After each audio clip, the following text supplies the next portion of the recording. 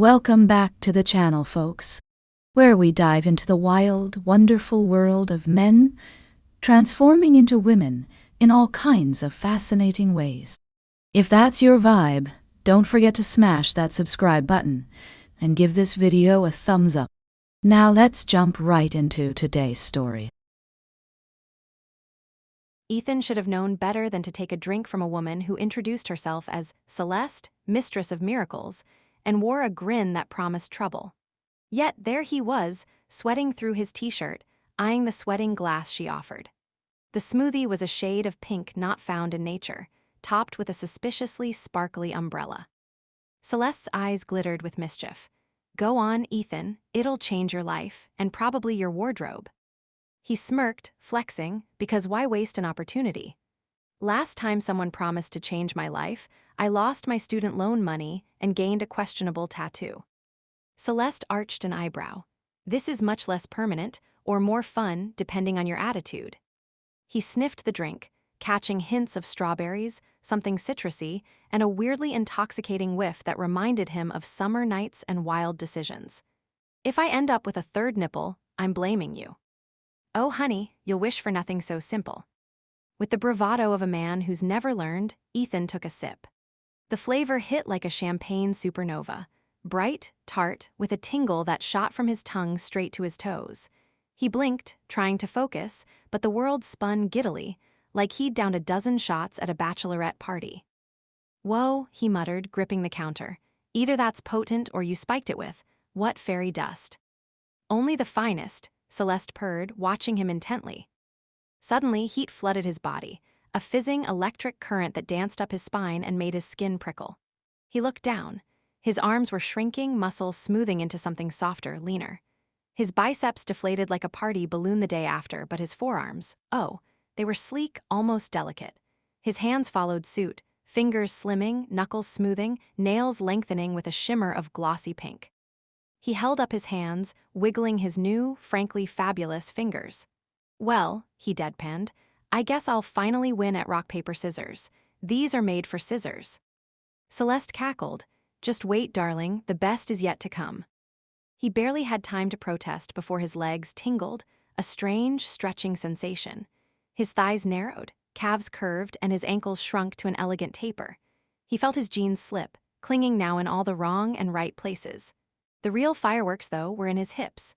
A deep, insistent pressure pressed outward as his pelvis widened, bones rearranging with an almost comical pop.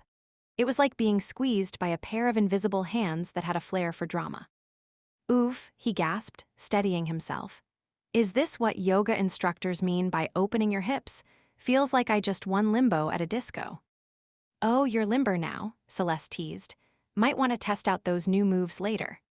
His waist cinched in, a delicious, ticklish pinch, while his hips flared out, giving him a cartoonishly exaggerated hourglass for a moment before settling into something scandalously curvy. He ran his "wait her" hands over the new curve, marveling. "I could smuggle a whole ham with these hips." Celeste grinned, or just break a few hearts. Then came the chest. It started with a tingling at her nipples, spiraling outward in a slow, swelling wave. 2 mounds blossomed beneath his shirt, pushing outward, firm and heavy, the fabric straining then riding up. The sensation was a heady mix of pressure and release, as if every breath filled him, her, out a little more. His t-shirt, now an accidental crop top, rode high, bearing a sliver of new, smooth belly. He felt an unfamiliar weight shift on his chest, nipples now sensitive enough to register the brush of air. He stifled a moan, rolling his eyes. "Great! I'm going to need a whole new set of excuses for being late." "Blame your assets," Celeste quipped. "That's what I do." Ethan's face burned, not from embarrassment, but from the molten, sculpting sensation as his jaw softened, cheekbones rising, nose narrowing. His lips plumped up, fuller and poutier, and his Adam's apple shrank, throat smoothing out into a graceful column. He caught sight of himself in a spoon, watching his features morph from rugged to ravishing. He cleared his throat, surprised by the result, a husky, honeyed tone that sent a shiver down his own new back. "Is this what ASMR feels like?" he wondered aloud, entranced by the sound. Celeste fanned herself. "If you start reading the phone book, I'll never get any work done."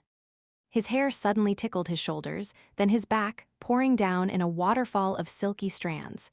He ran her fingers through it, gasping at the softness. Well, there goes my shampoo budget. Oh, darling, it's an investment now, Celeste said with a wink. A final shiver zipped up her spine, the universe seemingly zipping up a new skin, everything settling into place with one last, delicious jolt. She wobbled, then caught herself, her new center of gravity both thrilling and perilous. She spun, admiring herself in every shiny surface, the back of a spoon, a window, even a chrome toaster. Every curve, every line felt like a secret weapon. Celeste leaned in, eyes twinkling. Told you it'd be a life changer. Side effects include irresistible confidence and a sudden appreciation for high heels. Ethan, now Eva, glanced at the glass, then at her new reflection, then back at Celeste. She smirked. Does it come in decaf, or maybe with a side of instructions? Celeste tossed her hair. Where's the fun in instructions? Just promise me you won't waste all that potential on sensible shoes. Eva grinned, hips cocked, voice dripping with new, wicked promise. Honey, in these legs, sensible isn't even in my vocabulary.